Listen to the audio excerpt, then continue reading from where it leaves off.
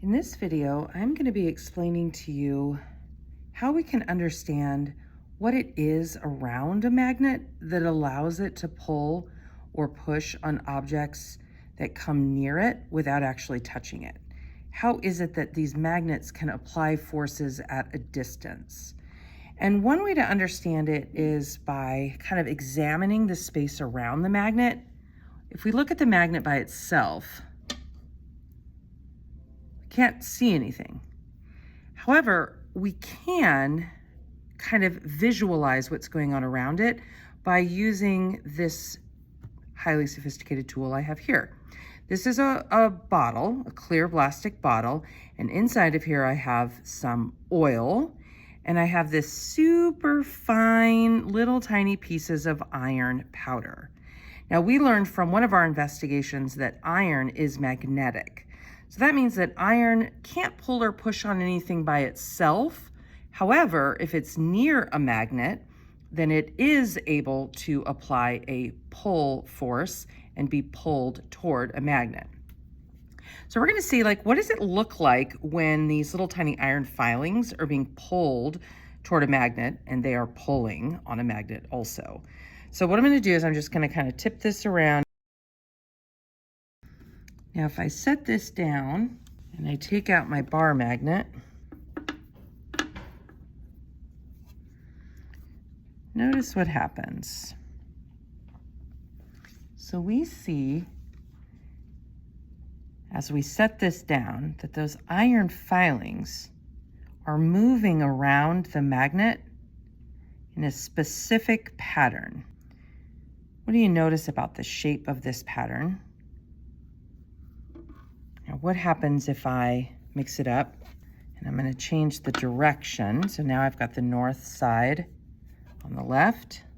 Is there anything different? I'm seeing the iron filings are being pulled toward the magnet. They seem to kind of go straight out and then kind of around. So we get this rounded middle shape and these sort of projections going out and around. So what is this? Well, it turns out this is something called a magnetic field. And we can draw this. So this is the general shape of a magnetic field. And the shape of the magnetic field tells us kind of what's going on in this invisible space around the magnet. So there's nothing here. However, this field is the area in which if something is magnetic and it gets in that field, then when we let go, they will be attracted or repulsed, depending. So if I set this back on here again,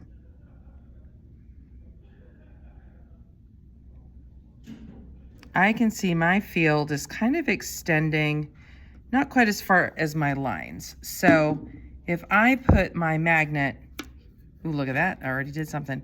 If I put it here, nothing happens because it's not in the field. However, if I get a little bit closer, ooh, look at that. That was cool. That was so cool. Let's try that again.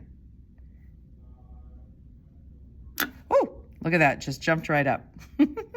So those forces are acting at a distance because, oh, it's wavering like that. Oh, that's so cool. Boom.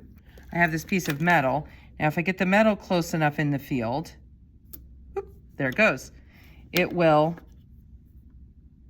pull on and be pulled by the magnet. Okay, so what does that tell us? Well, it turns out that if we look at this a little bit more closely through the use of some simulation, that if we could see the magnetic field, we'd see it actually has a direction. And it turns out that the direction goes out from the north. So I'm going to draw these little triangles to show the field going out of the north. It goes in to the south.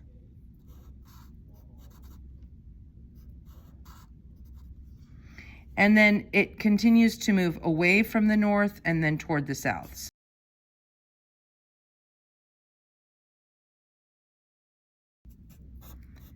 Some of you have noticed that it looks kind of like spider legs.